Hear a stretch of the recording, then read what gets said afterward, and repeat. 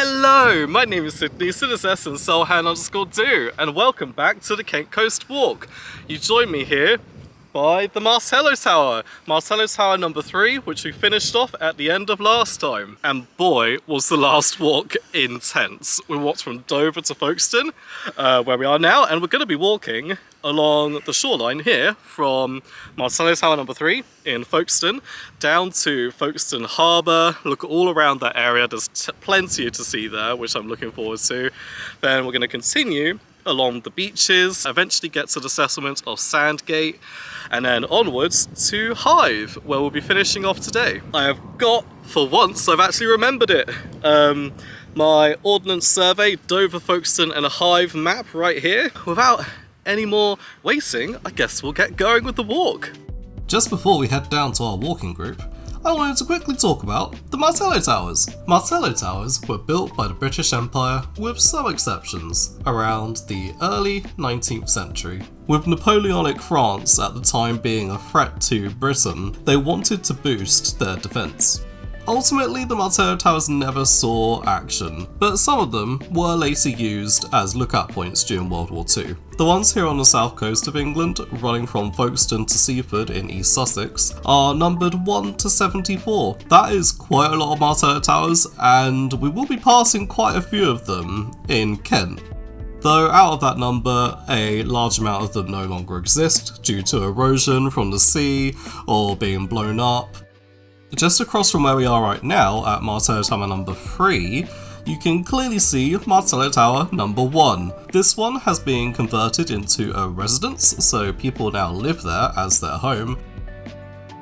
Also turned into a residence is number 2, which is just off the main road between number 1 and number 3. I didn't feel comfortable walking up the driveway and filming this person's house, so I've got this look of it as best as I can from the road.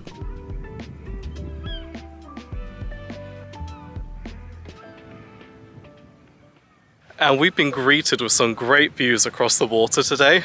You can see all the way to France across the Dover Strait, which is incredible. It's a bit hazy today, but it's really awesome. And another interesting sight that we can see is practically the end of the entire Kent Coast Walk. In a couple walks' time, we've got a clear view of Dungeness and the power plant at Dungeness.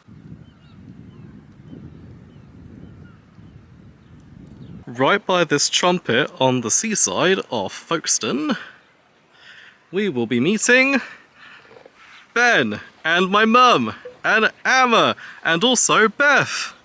Hello everybody! Hello! Hi! Hi! Martello Tower, I bid you a farewell. We'll be seeing plenty more of you as the walk continues from here on, heading down towards Folkestone Harbour.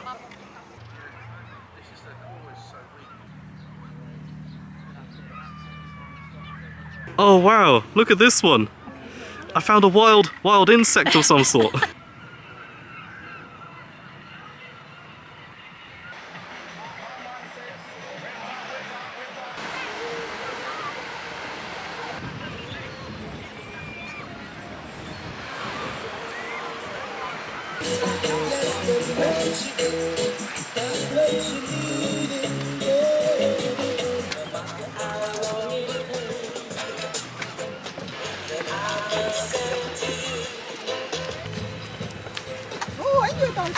Yeah. We did it. You did it. Woo! We're here, down by the beach. Down from up there, made it down those, that's a lot of the word down, but there's the stairs. Down there, floop-a-doop-a-doop-a-doop. Ha-ha! And now that we're down, we are heading along the waterfront of Folkestone to the historical waterfront of Folkestone next to the harbour.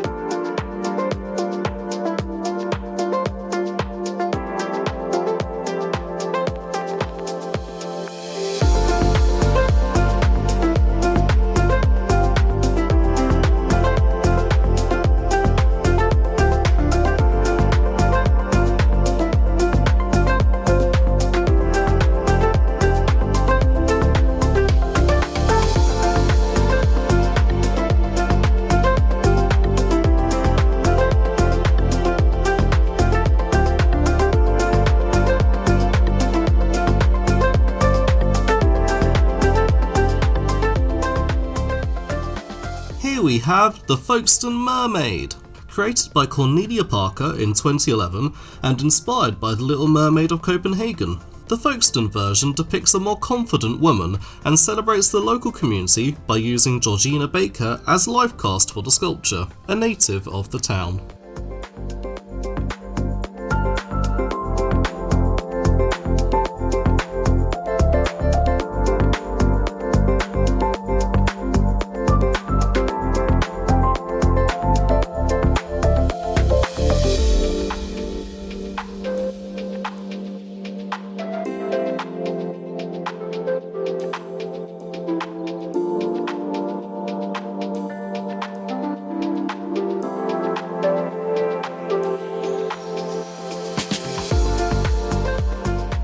This section of the Folkestone waterfront is called the Stade. Existing for at least close to 1,000 years, the fishing and smuggling history is a long one. Buildings have come and gone in that time, with many of them being demolished in 1935 and rebuilt in the current brick style, which I feel visually looks quite 1930s, but with the slightest flavour of harbourside fisherman to it.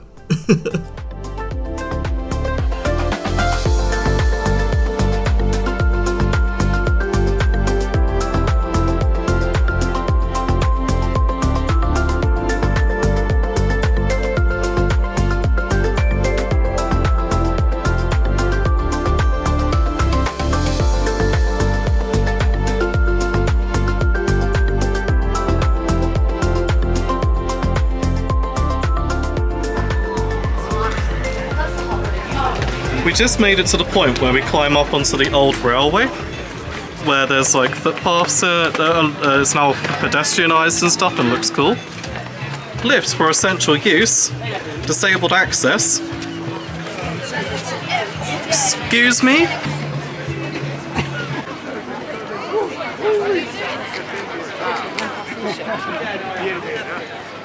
Got Beth up.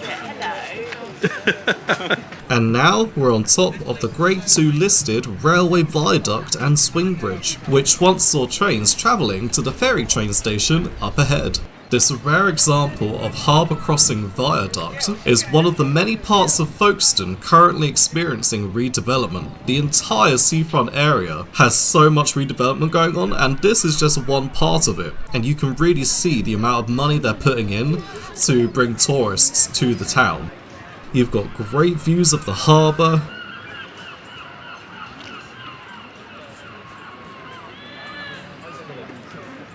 You've got the iconic Grand Burstin Hotel.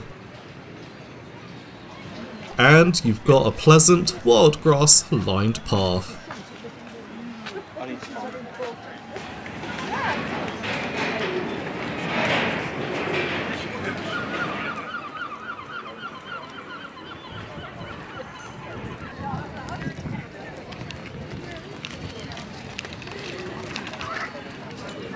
At this point, technically the coastal path diverts from the railway track to go along the harbour here and around with the car park.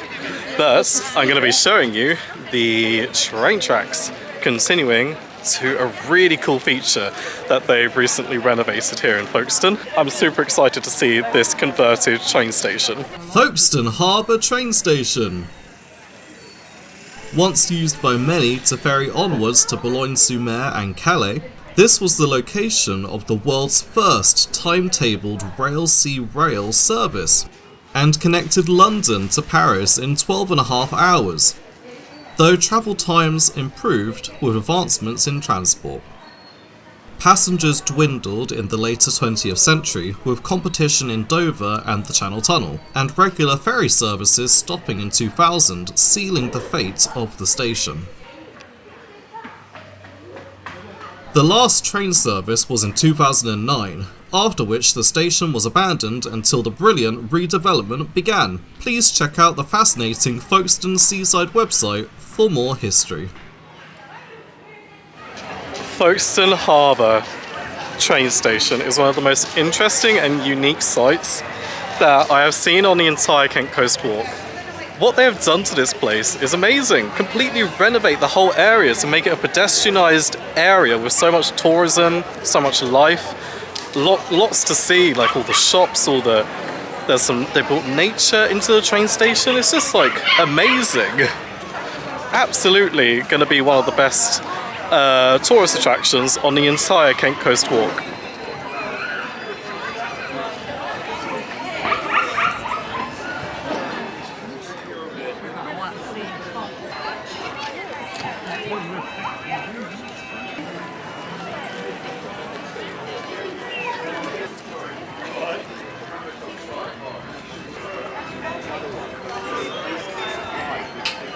What did you think of the Folkestone Harbour converted train station? I loved it. It's really cool. It looks still historical, but it's really nicely done up. I love it. Lots of character. A little hidden gem.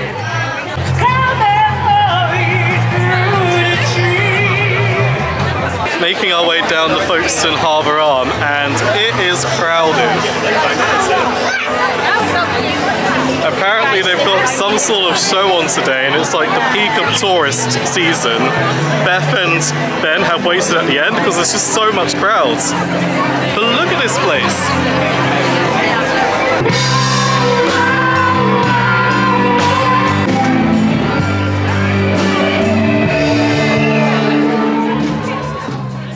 So you may be wondering, what on earth is going on? Well, unbeknownst to us, we had come to Folkestone on the annual Most Wuthering Heights Day, an event inspired by the ultimate Kate Bush experience which took place in Brighton in 2013. Since then, Most Wuthering Heights Days have popped up in various locations worldwide, the Folkestone event being founded in 2018.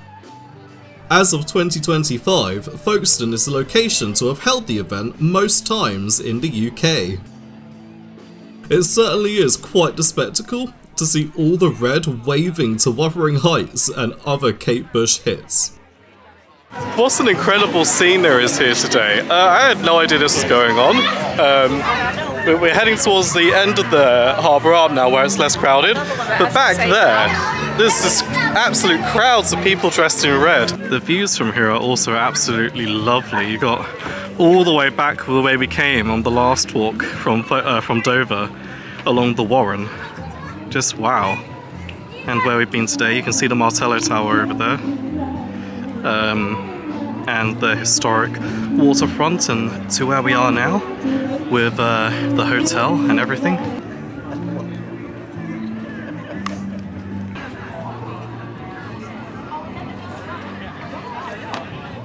The Pierhead Lighthouse, sitting impressively at the end of the Harbour Arm, it was built between 1897 and 1904 as part of an extension to the harbour that allowed bigger boats to dock. It's now Grade 2 listed and hosts a champagne bar inside with lots of outdoor seating to enjoy the views.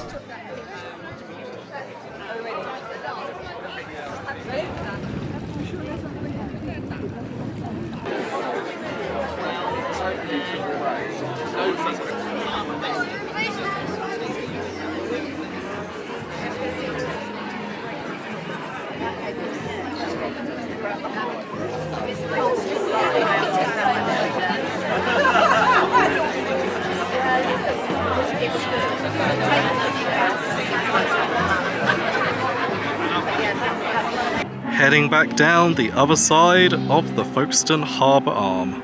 Simply wonderful. This is, yeah, I've said it already, but this is a fantastic place. I can really feel that the whole area is being revitalized. They're using these historic locations that they've got and turning them into successful tourist attractions, lovely restaurants, nice to relax and chill and enjoy the atmosphere, having events on like Kate Bush today, and and it's genuinely really interesting to explore. The train tracks, the old train station, the harbour arm and the lighthouse. You can even do the historic buildings along the waterfront and the Little Mermaid statue. The beaches, they're still yet to come as well. Even the Martello Towers, if you feel like going off the beaten path a little bit. And the Warren from last time, which is also a part of Folkestone. Folkestone has so much to offer, and I really feel like it is possibly going to become the main seaside attraction in Kent. It is definitely putting up some tough competition with other seaside towns in the county. Oh, I've just noticed we've got a brilliant view of all of Romney Marsh from here. The landscape from here on out, basically the Martello Tower back there, was the last bit of elevation we'd have on the entire rest of the Kent Coast Walk. We're at sea level for pretty much the rest of the journey from now, and I can see how flat Romney Marsh is on the horizon, and it's really clear, with the trees sticking up and a slight little sliver of sand going along the entire coast, all the way down to Dungeness Power Station.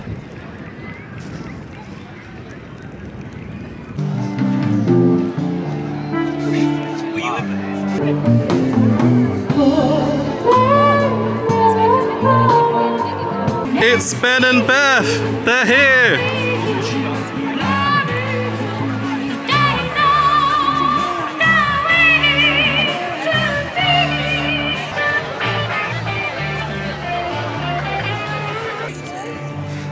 Look at that!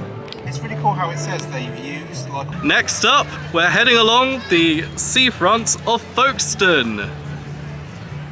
Well, I mean, we already have been, but the next beach, the beach to the west, down from the harbour, next to the train station, we have got the boardwalk across the beach. Welcome to Folkestone Seafront Boardwalk.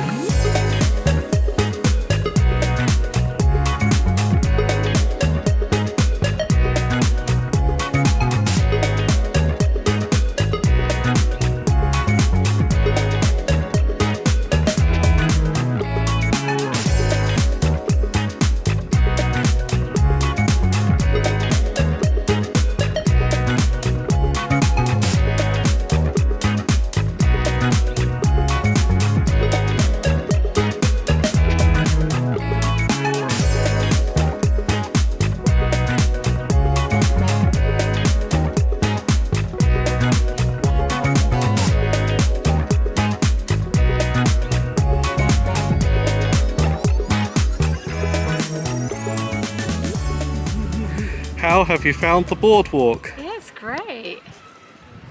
How have you found the boardwalk? Bouncy. Bouncy. Yeah, very.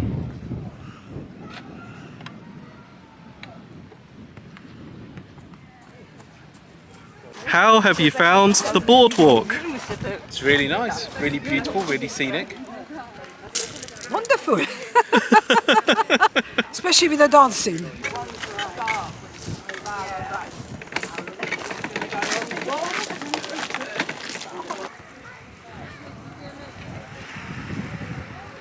Lunch break time!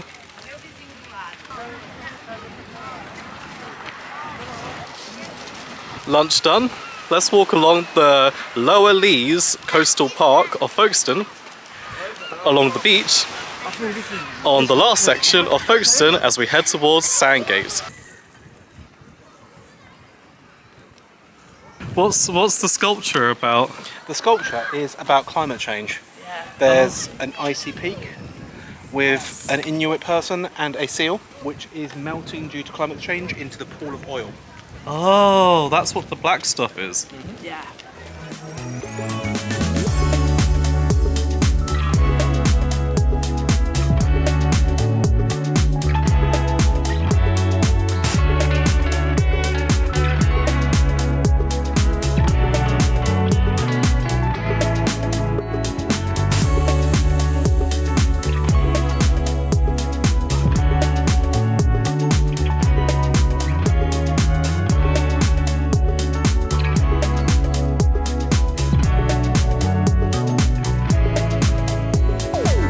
starting to fade into Sandgate as we say goodbye to the Folkestone area this way.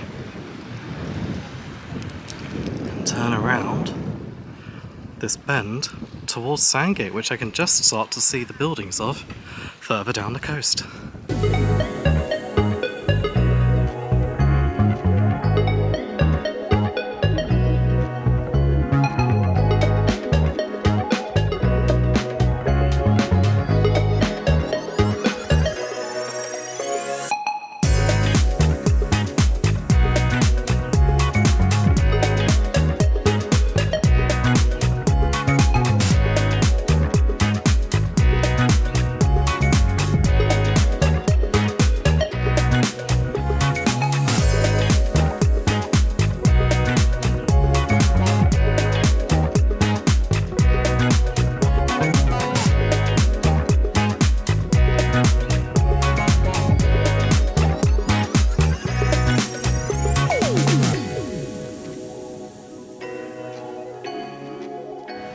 Sandgate Castle behind me there. You may notice I look a bit different. Well, we had some technical issues with the camera just as we got to Sandgate Castle, so I've had to come back on a different occasion to film the rest of this walk. Me, Mum, Ben, Beth and Amma did complete the walk, but I'm here to finish it off for you guys. Sandgate Castle was originally constructed between 1539 and 1540 as a part of Henry VIII's plan to protect England from France and the Holy Roman Empire. You may remember when we walked past Sandown, Deal, and Walmer castles a few walks ago. They were also built as a part of this project. Unlike the others, Sandgate Castle was incorporated into the Martello Tower construction of the early 19th century, when it was extensively redesigned. Its height was reduced, and the keep was replaced with a Martello Tower. This tower is not counted as one of the numbered ones though, and is simply labelled Sandgate Castle. Coastal erosion saw the costs of the castle rise higher and higher, and it was eventually sold off in the late 1800s. Bad storms meant the southern part of the castle was completely destroyed by the time the sea wall was built in the early 1950s, and reconstruction of the remaining ruins was undertaken in the 1970s. Nowadays, the castle is listed as a Grade 1 building and is protected under UK law. It is also privately owned and is not open to the public, unfortunately. So, let's continue along the rest of Sandgate, which apparently is this way, even though we are already in Sandgate, and Folkestone is a mile and a bit back that way. Got some nice fishermen today. It's a bit more overcast, but just as lovely the views.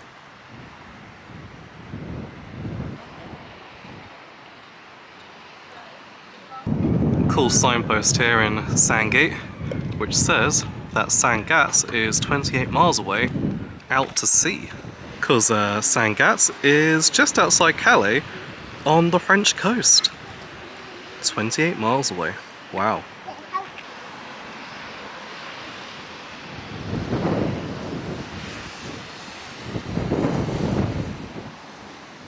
Got the boathouse right there, where people are having some nice food and drink. Right, let's keep going, because soon enough we're going to be at the Royal Military Canal, which I have quite a bit to say about.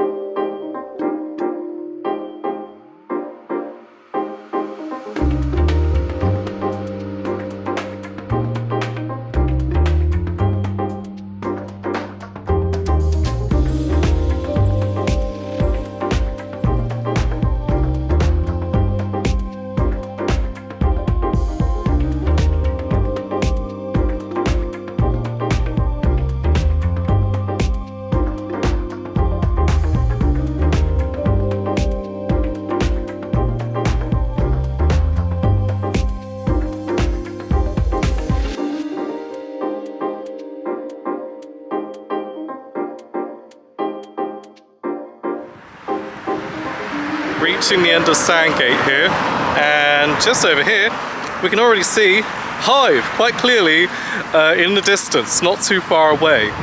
But also by this BP, Chameleon Cafe and Budgeons, and right behind those two tall buildings there is the very start of the Royal Military Canal. There's also a very cool Hythe sign here, which is hard to see, but it's got a boat and some fish, the name of Hythe at the bottom there, and yeah, it's pretty cool, right by this garage. So, the Royal Military Canal. As seems the theme for history on this coastline, this canal was built to protect England from Napoleon in the early 19th century. Its route roughly follows the edge of the vast Romney Marsh, with the town of Rye over halfway along, where the canal borrows the help of the River Rother and Brede, before finishing across the marshes surrounding Winchelsea. In total, it travels 28 miles in length from Seabrook, Kent to Cliff End, East Sussex. For long-distance walkers interested, the entire canal is followed by the Royal Military Canal Path. One interesting fact I came across, the creation of the canal actually helped the eradication of malaria in the marshes. This was because the canal improved drainage, reducing the inviting stagnant water the mosquitoes bred in. With us passing the canal, we are officially entering what you could call the Greater Romney Marsh landscape. A non-stop connected network of marsh spreading from here to a good distance into East Sussex.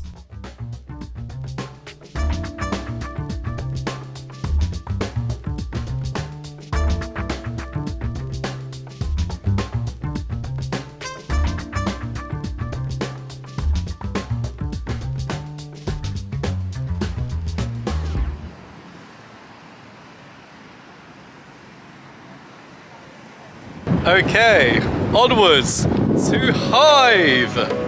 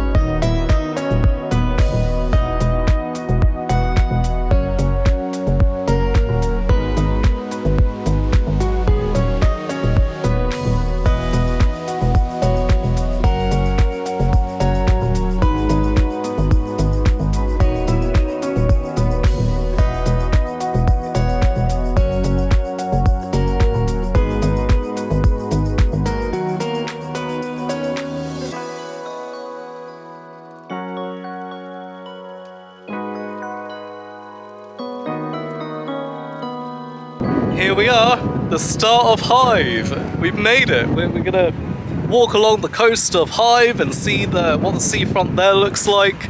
There's an ice cream van right there. But yeah, that's a lovely stretch of coast. You've got a great view looking back towards Folkestone and Sandgate. Yeah, let's see what else Hythe has to offer. Well, right off the bat, there's a big fancy hotel called the Hotel Imperial. And lots of fancy people outside, so that's quite impressive.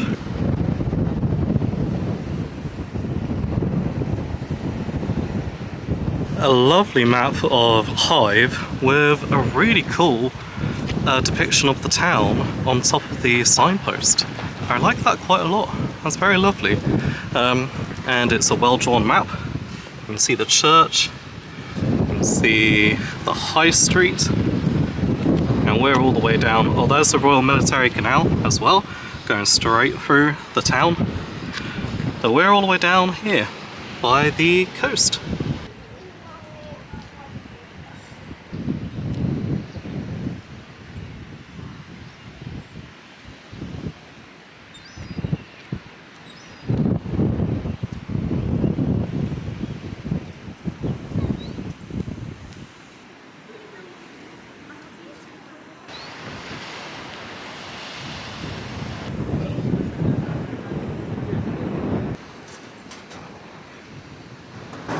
Here we've got the waterfront restaurant and Oyo Hotel. There's also another food place called the Beach Bar, which looks quite tasty as well. Almost at the end of today's walk, as I can see Martello Tower number 13 and 14 up ahead. Then it might be 14 and 15. We'll have to get a closer look and decide from there. Ah, right, so there's Martello Tower number 13. Right there, the one that's been converted into a house, it looks like. Very interesting how they've done that with a lot of these. And number 14 and 15 are right at the very end of our walk today. In fact, number 15 is in areas that we cannot access because it's a military area. So number 14, which is the closer of the two up ahead, will be the end of our walk.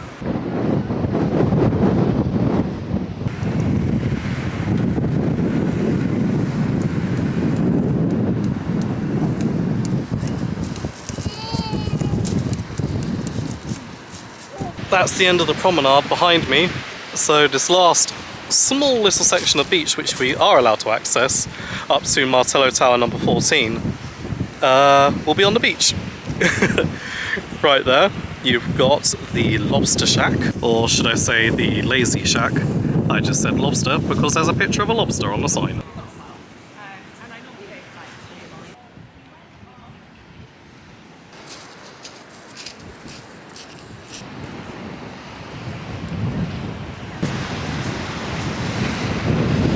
This part of the beach is quite reminiscent of a few other places that we have been on the Kent Coast Walk.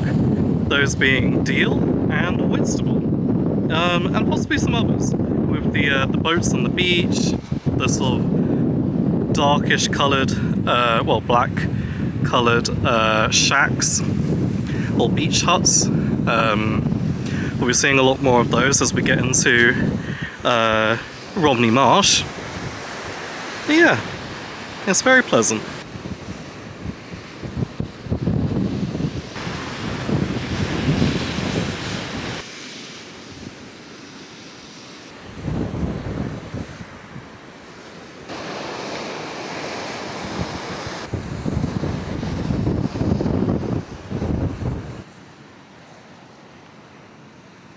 Well, with this being as far as we can venture today, up to Martello Tower number 14, I guess that's the end of the walk from Folkestone to Hythe along the coast. It's been really cool. Super interesting to see all of the development they've done in Folkestone around the harbour. It's so touristy, there's so much life that they've done there. And the rest of the walk has been a pleasant seaside stroll up to Hythe. Next time we're going to be walking from Hythe to New Romney / Littlestone. So I can't wait for that, and it'll be our first walk fully into the flatlands of Romney Marsh as we head towards the end of the Kent Coast Walk. I can't believe it. We're so close now. There's only 3 more walks and then we're done. Wow, that is crazy. But yeah.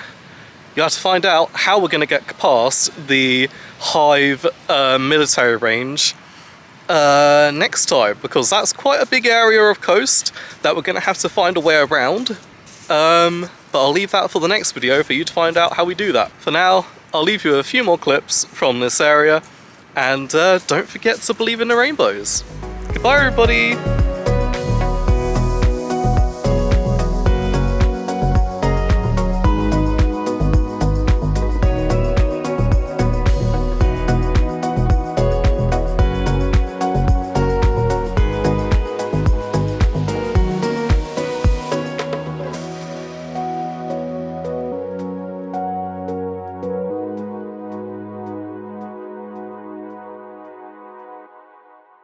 I wanted to dedicate this video to Amma.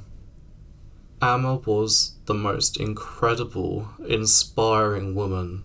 Her message in life was to follow your dreams and look to the future and think about where you want to be and what you want to do, and to make that happen. And that's how she lived her life. She followed her dreams of travelling the world and seeing so many countries and so many places, and writing about them. She would encourage people to look at their dreams and make them happen. I have been inspired by her so much, and I am so thankful that I got to spend the first 28 years of my life with her. Those memories will stay with me forever, and I will hold on to her message. And I will look to the future and look at the things that I want to do with my life, and I will follow those dreams. And as she always would, I will be dancing. I know wherever she is dancing, and she is smiling, and she is having the most wonderful time. I love you, Amma.